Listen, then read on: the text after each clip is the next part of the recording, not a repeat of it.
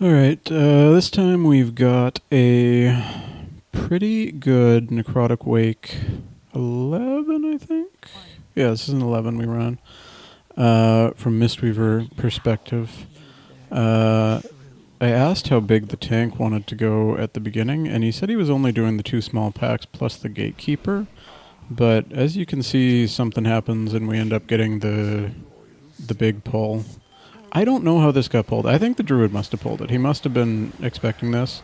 It's fine. It's not a big deal. We commit less to it and everybody sends CDs. You'll notice I send Chi-Ji right away, even though, like, when you're doing a pull this big and you're healing, you can't really react to damage coming out. You just need to send everything and have the heals going out, because you can't react in time. So you just cycle through your cooldowns like you would if you were tanking. I just healed through the dot. I could have revivaled off the disease there, but we didn't get a giant stack of it, so I didn't worry too much. I'm kind of surprised I didn't get one shot by the cleaver there, but I must have been behind it. When you pull this Gatekeeper and you want to try and keep all these necrotic bolts kicked, because they can get your tank in trouble with the heal absorb on top of everything else. They also put this dot out that jumps to someone new every time, but slowly stacks and does more damage. So you can keep dispelling it, it'll bounce around.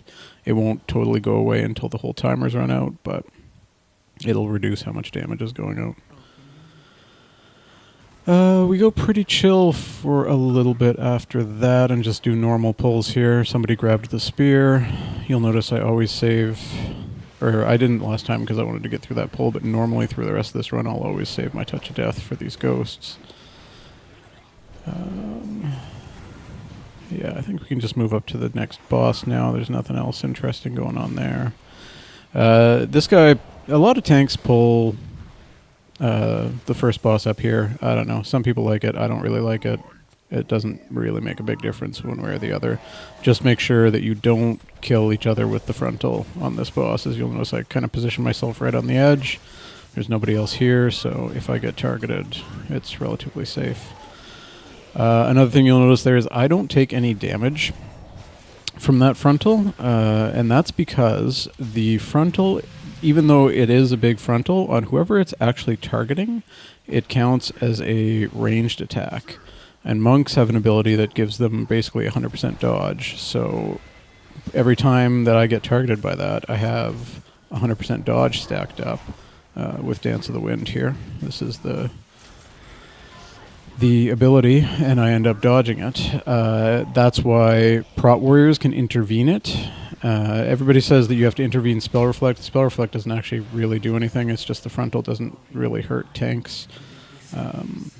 I think I have a Prot Warrior run on Necrotic Wake I'll put up later for a tank POV of this, but you'll notice that my Spell Reflect never gets consumed when I intervene someone on that, so it does give you a little bit reduced damage to the frontal since it reduces magic damage taken, but it doesn't make any difference whether you Spell Reflect or not for the mechanic. And this movement right here is why I don't like going up there. Like, it just sends him, even though he runs over here quick, I don't know. I don't like when shit runs out of the melee clump.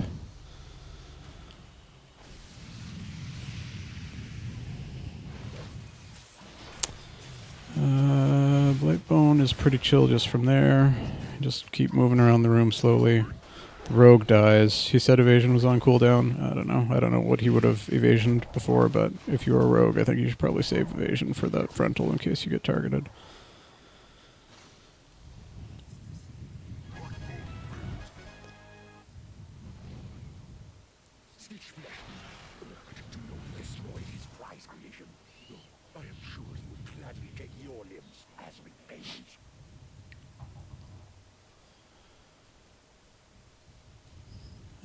This is a pretty standard pull.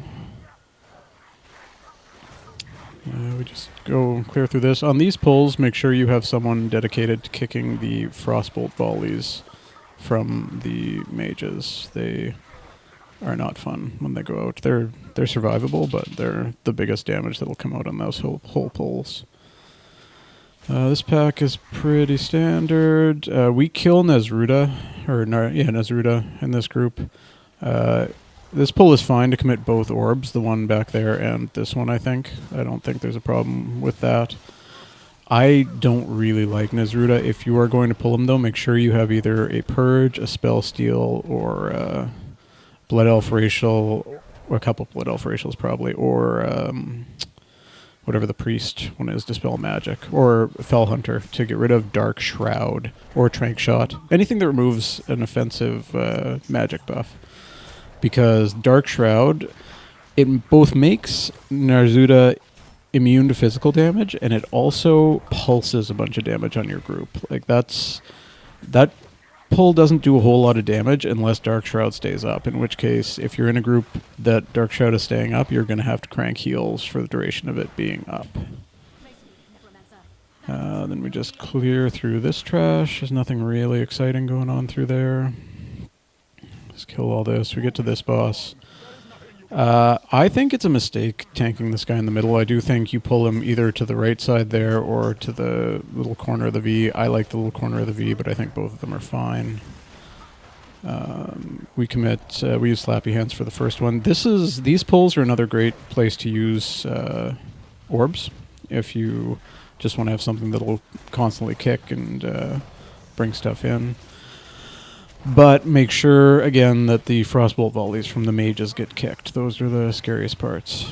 Oh, I'm going to show you something here, actually. I couldn't figure out for the longest time why this rogue died here, because there's no reason that he should have, but... watch. So the Land of the Dead is coming up, and look right here. I didn't even see it, and that's the swirly that killed him, but it's underneath... It's kind of underneath this sigil here. And I don't even blame him for not seeing that. He accidentally steps into it and gets killed by it. But I had to watch that on slow-mo a couple times to figure out exactly what killed him.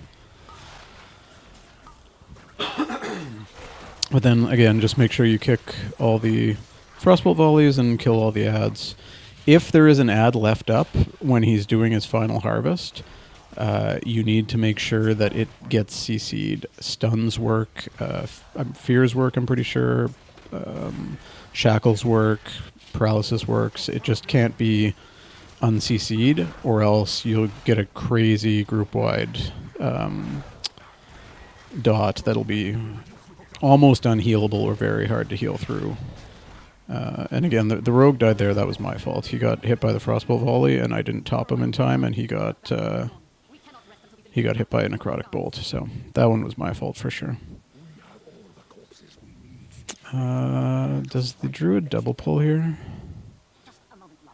I keep asking for spear order for the next boss, and nobody ever answers me, so I just say I'm going to spear first, and I hope we figure it out. I think Boomy eventually says he's going to spear first, and if somebody else says they're going to do it, just let them do it. There's no reason to get in a fight over it, just let them go. We let a gore splatter off. Luckily I have revival. Otherwise that would have been really bad. The double pull there is fine. Mistweaver has a free out for if a gore splatter gets off, but most other healers don't, so just make sure you get those gore splatters stopped. This is fine. He should be combining this pull with some of the ones up on the other side. Like, you can pull that other 2-pack into this because they'll move, or you can... Yeah, this is just... This on its own is not a very efficient pull. Go into here. Yeah, the rogue gets double targeted, and people kind of panic when that happens, and that's it is what it is. But if you get double targeted, you just need to only get hit by one of them, and you need to pop defensive. Like right there, I'm not going to chase the other guy around. I just pop Fort Brew, and it's more than enough to survive. Make sure you run away from the morbid fixation. I see so many people get fucking clapped by that. There's no reason to. It says who it's going to target. It looks at the guy as it's channeling it. So, yeah, see, I get targeted. Run the fuck away. If you're really sneaky, you can actually keep the other guy in melee range, but I'm not that good in that pull. Alright, then we go into Stitch Flush. I think we might wipe here. I can't really remember. This run was a little while ago. Yeah. Ooh, I think nobody sent their spear. Morbid fixation. So here's something I'll show you guys. And know that I'm getting targeted by morbid fixation. And I see that the hook is going this way, right? Now, you want the hook to interrupt the morbid fixation, but you have to be careful not to pull stitch flesh. Sometimes the spell queuing... Sorry, dog wants up. Come on.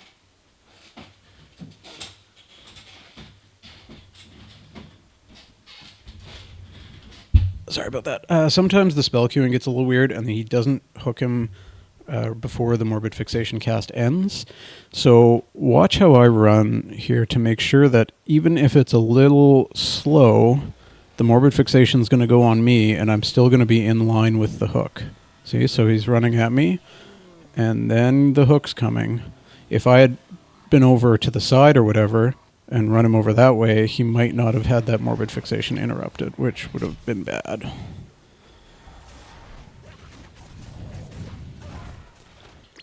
Meat hook, perfect. Pull him back down immediately, finish that first A-bomb. You'll notice I'm doing like 1.3 million healing. This is a very healing intensive fight, but it's not undoable.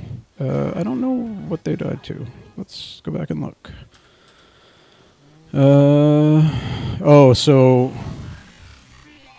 Yeah, I think one of them died to the morbid fixation, and then the other one ate the hook that was intended to stop it. So my camera angle's kind of shit to see that, but I'm pretty sure that's what happens.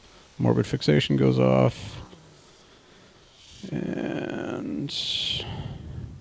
yeah, the rogue dies, then the hook hits the mage. So, unlucky, but that's... you gotta kind of move away and make sure that the hook lands on him. But I have got Touch of Death, and we beat the boss.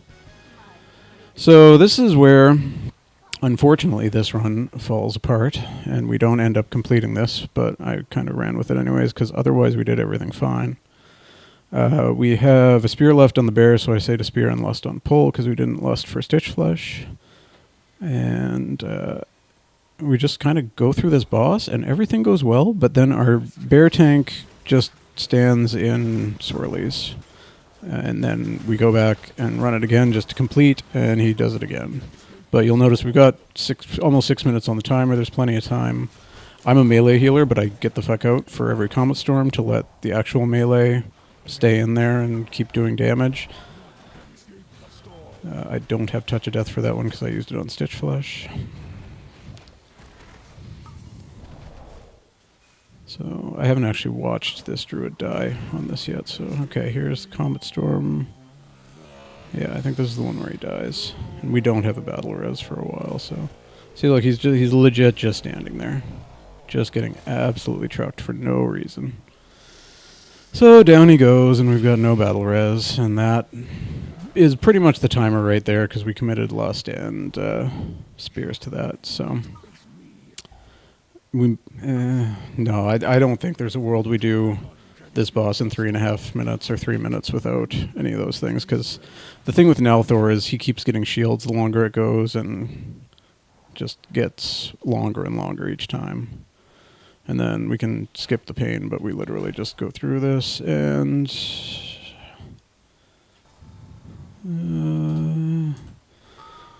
yet again... Frozen Buns is on me. Nobody's near me. I cleanse it.